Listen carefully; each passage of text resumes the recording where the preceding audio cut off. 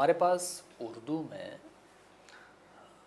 Urdu grammar में मुख्तलिफ़ कायदे इस्तेमाल होते हैं। उन्हीं कायदों में से एक है इज़ाफ़त।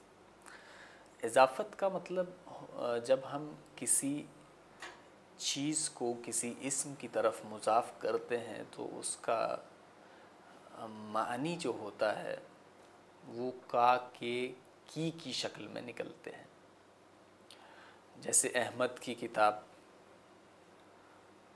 अकबर का घर, तो ये का की जो है ये दरअसल ग्रामर में इसे इज़ाफ़त कहते हैं और इज़ाफ़त ही के माना इस तरीक़े से आते हैं जिसे इन दोनों जो इसके जुज़ हैं इनको मुज़ाफ़ और मुज़ाफ़ इलैह कहते हैं। फ़ारसी में इसके लिए हम ज़ेर का इस्तेमाल करते हैं। जब हमें का के की का मतलब निकालना होता है तो हम मुज़ाफ़ के नीचे ज़ेर लगा देते हैं और उसके बाद मुज़ाफ़ इलैह को लाते हैं जिसका मतलब हम का के की शक्ल में निकालते हैं।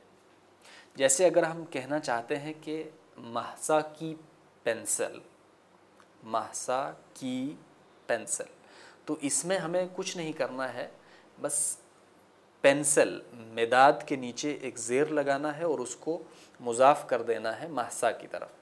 तो हम कहेंगे मिदादे महसा।